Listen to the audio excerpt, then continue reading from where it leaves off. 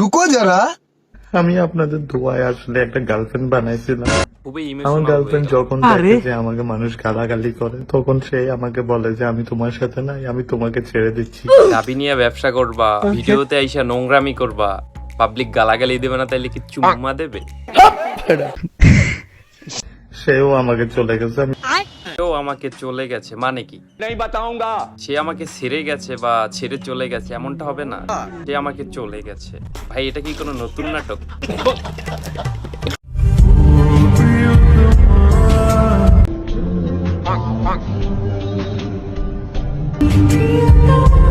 গাবিতে অন্য জায়গায় ভুসি পাইছে, তারে নিয়ে ভালো আছে।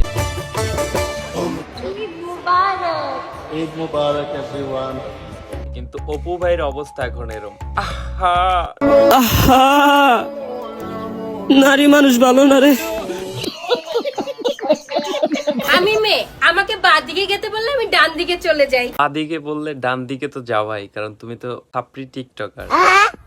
আমি মেয়ে, তুমি যে মেয়ে এটা তো আমি জানতাম না, আমি তো অন্য কিছু ভাবছিলাম। আমার যদি কেউ একটু প্রশংসা করে আমি লজ্জা পেয়ে যাই। প্রশংসা করে দিলাম, প্রশংসা। কিভাবে বেরোল হঠাৎ করে?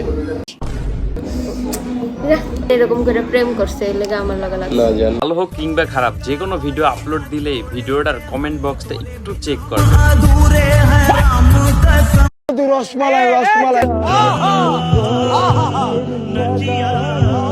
আমার বাচ্চারাও বলবে, আর বাচ্চারা কি বলবে?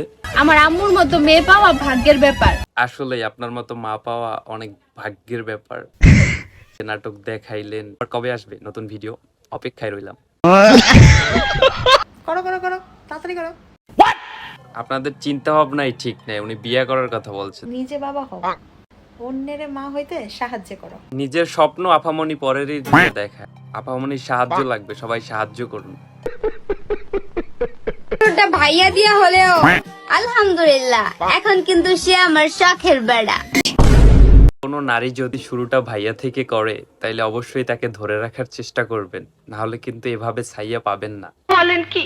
জীবন ফুরিয়ে যাবে। ভালোবাসা পোড়াবে না জীবনে, কোন ফুরিয়ে যাবে, ভালোবাসা ফুরাইয়া যাইবে না। মোরা আরো আগে কেন আসেনি?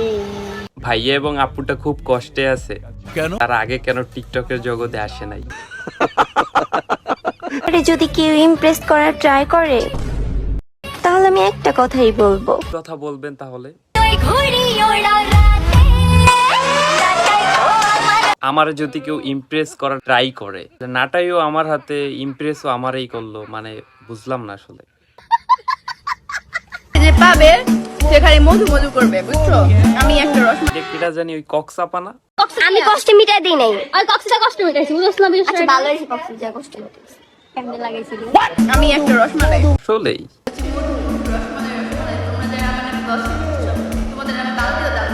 কেউ কিছু বইলো না, উনি কিন্তু দাম দেয় না। তো তোমরা গসিপ না করে তোমার হইলো মধু খাও, মধু মধু রসমালাই।